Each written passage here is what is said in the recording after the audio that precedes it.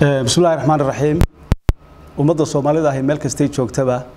وحنكون سلام يا سلامة إسلامك السلام عليكم ورحمة الله وبركاته سلام كذب waxaan halkan idinku soo bandhigayaa maanta hadii alla idmo buuggii loogu magac daray sooyaal ee uu qoray ninka la yiraahdo Guri barwaaqo ee ah wasiirka wasaaradda warfaafinta wacyigelinta iyo dhaqanka ee Jamhuuriyadda Soomaaliland sida aad la wada socoteen buuggan waxa lagu soo ururiyay gabayo iyo aflagaada ah oo anshaxa diinta islaamka iyo dhaqankeena baalmarsan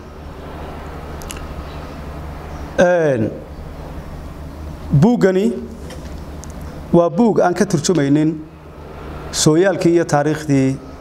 Sayid Maxamed Cabdulla Xasan sababtoo ah Sayid Maxamed Cabdulla Xasan waxa laga qoray diiwaanka arkaysaan oo gabayadiisii lagu soo ururiyay oo uu qoray Allah u naxariistaa oo jaamac Umar Ciise intuu leeyahay waa arkaysaan waa diiwaanka gabayadiisa Sayid Maxamed Cabdulla Xasan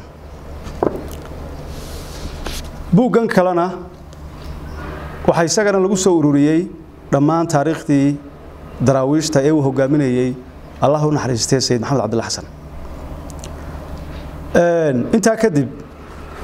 dhammaan taariikhdaas sooyaalka ah ee labada buug ku kaydsan midna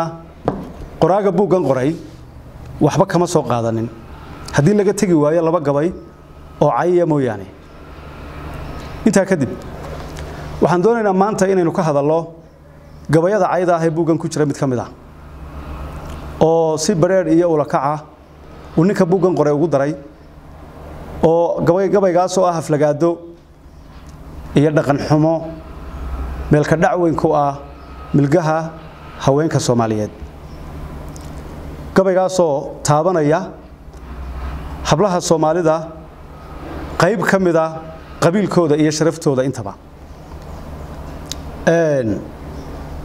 gabaygaas inuu taariikhdiisa ka warramay hadii alla idmo waa gabay aan u qalmin in halkan lagu qoro ama bulshada loo soo bandhigo oo cay qaawani ku jirto oo runtii aynu qaada dhigi doono bal sida uu ku yimi gabaygu halkan uu ku jiraa hore inuu uga hadalay waa gabaygii ahaa soo waxaan hablaha ciida gala soo hubsaday maaha soo waxaan habeen iyo dharaar hoy la galay maaha soo waxa markay hilib arkaan soo hirmaca maaha soo wuxuu shantu gurdhaliya hawatale maaha wuxuu ku qoran yahay bogga 94 ee buuggan ayuu ku qoran yahay marka gabaygaas ka daba tagay taariikhdiisa sida buuggan ku xusan ninka buuggan qoray wuxuu leeyahay gabaygani waa gabay cayya oo la yiri waxa tiriyay xaji guleed oo la yare oo gabaygii lagaga xayiray markii la ogaaday haddana wuxuu gabayga ku hoos qorayaa xaji guleed oo la yare markii loo yaray gabaygan uu ka dhaartay oo xilafur buu ka maray marka waxa garabkayga fadhiya Ibrahim Xaaji Yuusuf Xaaji Guuleed dhoola yare Xaaji Guuleed dhoola yare waa tir ka soo hadalay waa ninka la leeyahay gabaygan u tiriyay waxa inooga warrami doona bal hadda gabaygan iyo halku daba ku leeyahay aad iyo aad waxaan ugu mahadnaqayaa buugga been abuurku ku qoran yahay cad cidda soo heshay ee soo qabatay ee ugu horeeyay maxamed bedel aad iyo aad baan ugu mahadnaqayaa anigu waxaan ka warrami doonaa gabaygan oo ina Guri barwaaqo ninka la yiraahdo buuggan ku qoray ee ka hadlaya foosha xun leh ee ka hadlaya guuleed dhool la yare oo awowge anigu Ibrahim Xaaji Yuusuf Xaaji Guuleed dhool la yare awowgi guuleed dhool la yare waxa abwaan weyn waxa nin sheekh ah oo caalima waxa nin adduunyada dhan taqaano gabayadiisuna way farabadnaayeen ninkaas gabayga shanta bayda ee uu soo qaatay ee foosha xun leh gabayga saddex xaal la leeyahay saddex xaal baa laga bixiyay sababta looga bixiyayna waan cadeynaya ee aan taariikhda ku hayo guuleed dhool yare si maamboha isagoo meesha la yiraahdo Istanbul maraya ayaa saddex nin ayaa guulad doolayre oo nina ciida galay yahay laba nin habar yoonis yihiin oo ilmaadeereediya ayaa wuxuu soo qaadi jiray suudhadh hadiyada ayaa markabka ugu tagay saddexdii nin ayaa suudhadh saddex suudh u soo saaray saddexdii suudh markuu soo saaray ayaa ninkii ciida galay saddexdii suudh ba isku qaatay kuwii kale kadaba ardaaya buu yidhi wuxuu midmidh buu siiyey kuwii kale midba mid dad waxa saddexna si doolayro dad ninkii ciida kala hadlayo wuxuu yidhi war anigu saddex hablood oo ilmaadeeradaya ayuu guuleed qabaa saddexdii baan yarood uga qaatay idinku tiin adarnimada leedina qaata difaac buu galay haddana guule doolayre uu difaacay markuu doolayre difaacay doolayre gabay buu tiriyey gabayga waxaan ka sheegi doonaa afartan bayd afartoodii uu sheegay afartu isagoo halkan ku sheegay afartoodii bayd doolayre wuxuu yidhi gabayga soo waxaan hiyiga ciidagala soo hubsaday maaha soo waxaa jidhkaygii hufnaa haaf ka dhigay maaha soo waxaa halaha gibina iyo hawdi baray maaha gabaygiibaa hadi ahaa ayaa la dheegay gabayga waxaa dheegay baa layidhi nin la odhan jiray abwaan ahaa oo isna qaali ahaa oo la odhan jiray dalaayad warqad buu qoray doolayare gabayga lagu qoray nin annaga noo caaqila oo muuse maxamed caateeye laydhaa caaqilkayga annaga saddexda dumara ee uu doolayare markaa qabo ee u tarmay 700 oo qof maray waa gabayaaga quri adduunyada ugu taranta badan la doolayare sida taariikhda lagu hayo dhashaasna waxa dhalay dhammaan culimada leh ee gabayaaga leh ee mukarramiinta leh ee cid wal oo kasto qiimo leh leh waxa dhalay hablaha ciida kale oo ninkaas imika ayda ka sheegay ceebta dabatan ninka la yiraahdo in dalayd doolayre wuxuu keenay shirba oo doolayre uu soo degay uu yimi beerta sultaan cabdillaahi ee dooxa qarka kaga taala Hargeysa hawd ayaa la fadhiistay sida taariikhdan ku hayno beerta dabatan doolayre wuxuu shirkaas oo isga casumay salaadiintii baa joogta abwaanadii baa jooga عمر استرالي هو شو قبالي تم عده والله وذكرنا هو شو قبالي واحد شو غير رك فربضن أو قاسنا يربى شو قبالي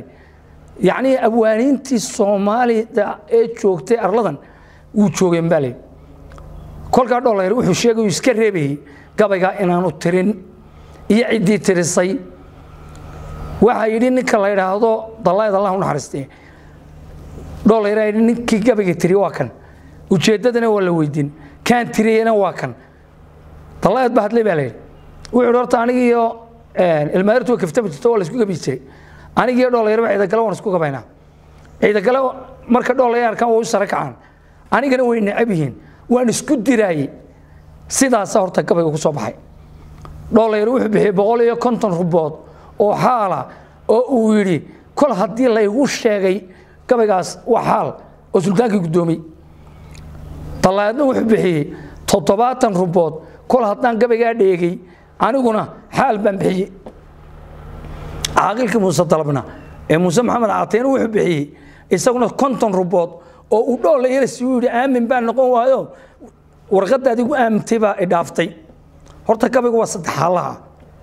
سيدو وكسو بحين وسط سو قبل جا ما هكني دولة يركن ما أورانيني وقبل جا سو waxaan hiyiga ciida kale soo hubsaday maaha soo waxa jirkayga u hufnaa haaf ka dhigay maaha soo waxa halaa gibinayo hawd ibaray maaha waxaan u sheegayaa gabaygaas inuu been yahay waxaan hadda soo noqonaya mas'uulka ina Guri barwaaqo ee warfaafinta maanta loo doortay waxa weeyaan waa nin aan lagu aamini karin maanta Somaliland iyo Soomaali toona iyo islaamnimo toona waxa ninka buuga ku qoray buuga ninka waxa ku qoray iyo waxyaabo kale oo dhadhan xun oo buuga ku jira oo aragnay oo ka hadlaya afka qofka sharafta leh ku xun oo uu kaga sheegay sayidkii iyadana sayid maxamed cabdullah xasan oo halkan ku jira waa wax laga qajila xitaa afka markay ka soo baxayaan bay xun yihiin ninka mas'uulka ee wasiirka وما قلمو حلك وهيو وما قلمو Somaliland inuu maanta soo horjoogsado waxaan codsanayaa oo aan ka codsanayaa madaxweynaha jamhuuriyadda Somaliland Muuse Biixi Cabdi ninka kow inuu xilka ka qaado ileen ummadda ninka noocaasi wa ayaan daro inuu u soo fariistay sharaftooda cirtooda Saawdiya laba buuga meel kasta uu joogaba in la soo tirtiro oo faafreebkiisa la soo qabto oo uu ka hawl galo madaxweynaha jamhuuriyadda Somaliland saddex inta labada hore markay dhacaan inuu ninkaasi golaha la keeno garyaqaanka abwaaniinta mashaayikhda waxgaradka Somaliland ama Soomaaliyeed oo uu bartaa ku xaal bixiyo waxba ka dhacay waa maqlaysaan Soomaalidu waxay ku mahmaahdaa beenay waa run ninka isagoo oo doonaya ummadda inuu wax u qoro oo wax u soo kordhiyo waxaan qoraya isagoo waxba hubsanin qalinkii warqadda intuu qaato daabacaya waa ayaan dare weyn taariikhduna kuma wanaagsana beenta hubsiimo badan bay u baahan tahay taariikhdu marka ay buug gashana waxay u baahan tahay mas'uuliyad intan ka culus inuu isa saaro ninka qoraaga ah marka waxa dhameeyay Ibrahim ayaa arinta idinka shaafiyay hablaha ciida galana meel kasta ay joogaanba waan salaamayaa waa la idin yaqaanaa tusaale waxa idinku filan inta dhasheen dhammaan hablaha Soomaalidu waa isku xeer dhammaantoodba ammaan bay iga mudan yihiin aniga waa isku kaymid laakiin ayada halkan ku qoran ee foolxumada leh waxay ka tagaysaa raad xun oo inta Soomaaliyeed nooshahayba faafa haddii aan buugan la cirib tirin oo aan dadka hortooda lagu gubin hablaha ciida galana waa habla qiimo badan tusaalena waxa ugu filan ragga ay dhaleen ee maanta Somaliland madaxda ka ah oo uu ka yahay madaxweynaha jamhuuriyadda Somaliland mudane Muuse Biixi Cabdi